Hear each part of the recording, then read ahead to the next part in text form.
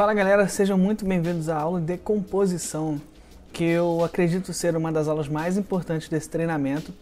Por quê? Porque é nessa aula que eu vou ajudar vocês a abrirem mais a sua mente para a visão fotográfica, para o mundo fotográfico. Que vocês vão ver que foto não é só ter o equipamento, ter uma câmera, ter um celular fodarástico, mas é você usar o seu olhar, o que você quer fazer naquela foto, o que você quer que as pessoas enxerguem naquela foto, quando você postar essa foto, quando você mostrar para alguém, você quer que ela sinta a mesma coisa que você sentiu na hora de clicar essa foto. Muitas das fotos vocês vão ver que ela acontece naquele pequeno espaço de tempo, acaba tendo um resultado muito maneiro. E eu vou mostrar para vocês diversas formas de composição. Fica ligado nessa aula que ela é muito importante. E vamos lá, composição fotográfica e cinematográfica, tá? Esse é o pulo do gato, porque a gente fica focado somente na fotográfica. Eu fiz uma guia, tá disponível aqui também para download, o PDF, para vocês quiserem olhar depois. É só fazer o download. Eu estou usando aqui o PowerPoint, eu vou me guiar aqui para poder falar com vocês dos princípios da composição e também falando algumas coisas e no final vou mostrar algumas fotos que eu fiz para a gente fazer uma análise das imagens, tá? A composição é o diferencial do fotógrafo. Você vê que a pessoa enxerga de forma diferente, não só como aquela regra de textos, né? Mas o cara vê diferente, ele bota sentimento na imagem. A fotografia, ela tem que vir de dentro. Ela não tem que você olhar e ficar clicando. Antigamente eu era um cara que só ficava clicando e depois ia ver as fotos boas.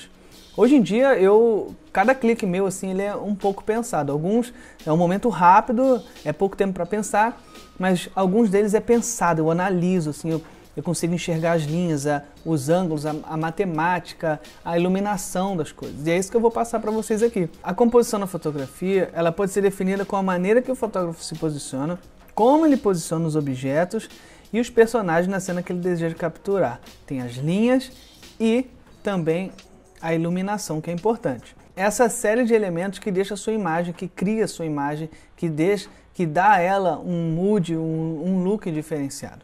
Essa foto, por exemplo, aqui, que vocês estão vendo do avião, foi feita no apartamento de uma amiga, que ela morava no primeiro piso, e tinha essa varandinha aqui, que eu conseguia ver todo esse corredor não, né? Até o céu. Eu fiz a foto, eu achei muito legal, mas eu fiquei sentindo que faltava alguma coisa.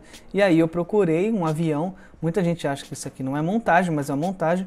Eu coloquei esse avião e eu tomei muito cuidado para a iluminação dele, a luz mais forte, o sol tá vindo aqui desse lado aqui.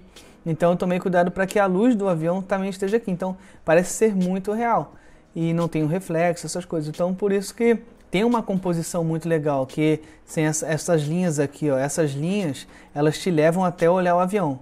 Óbvio, você vai ver ele primeiro, porque é a coisa mais interessante da imagem, mas você dá essa sensação de túnel, entendeu? Isso é muito legal. E uma coisa muito importante que eu gosto muito de ver nas minhas fotos, eu vou mostrar depois, são as linhas. As linhas e a simetria.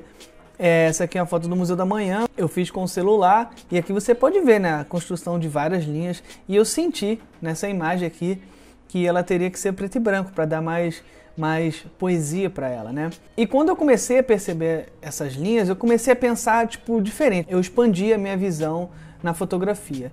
E foi quando eu parei só de pesquisar. Se você for abrir qualquer vídeo de composição fotográfica, você vai ver as pessoas falando somente de regra dos terços ou proporção áurea. Ajuda, isso é bom você ter isso no seu sangue para qualquer situação você poder usar e você estar acostumado com aquele tipo de composição. Mas depois que eu comecei a estudar cinematografia, eu mesmo com boas referências, pegando fotos, salvando muitas fotos, Pinterest, o Shot Deck que eu vou falar depois, cara, isso me ajudou muito e abriu minha mente, principalmente para a parte poética da imagem. E esse foi o meu divisor de águas, assim, quando eu saí de um ponto e fui para outro.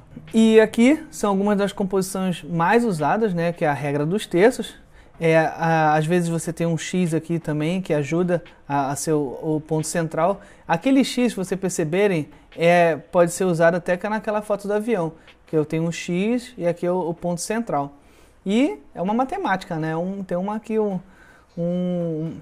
uma geometria aqui.